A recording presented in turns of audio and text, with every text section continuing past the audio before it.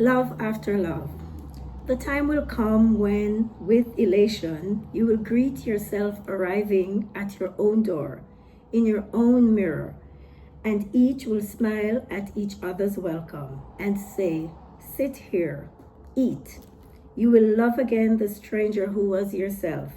Give wine, give bread, give back your heart to itself, to the stranger who has loved you all your life, whom you ignored for another, who knows you by heart. Take down the love letters from the bookshelf, the photographs, the desperate notes.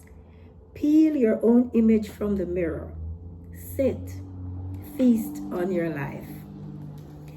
Beautiful poem to start us off again. Welcome back to Poets of the Caribbean. That was a poem by Derek Walcott, who was a St. Lucian and one of the Caribbean's first Nobel Prize winner.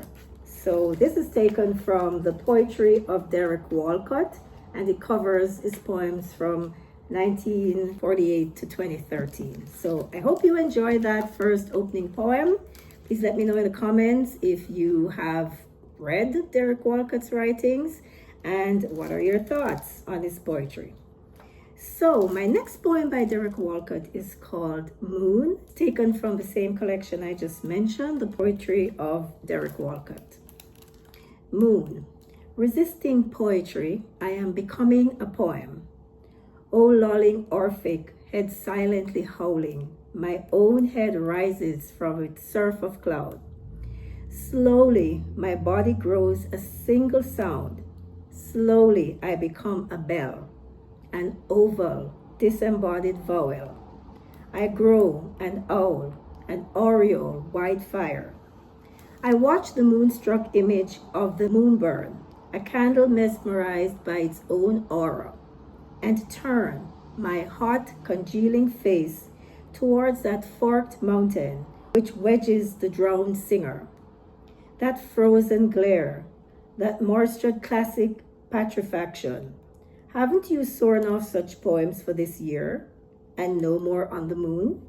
Why are you gripped by demons of inaction? Whose silence shrieks so soon? So moving on to my next Derek Walcott poem called Star. And this is a really short but sweet one. Here we go with Star. If in the light of things you fade real, yet wanly withdrawn to your own determined and appropriate distance, like the moon left on all night among the leaves, may you invisibly delight this house. O star, doubly compassionate, who came too soon for twilight, too late for dawn, may your faint flame strive with the worst in us, through chaos, with a passion of plain day. My final poem today from Derek Walcott is from his collection called White Egrets, and I'm going to be reading the poem Sea Change.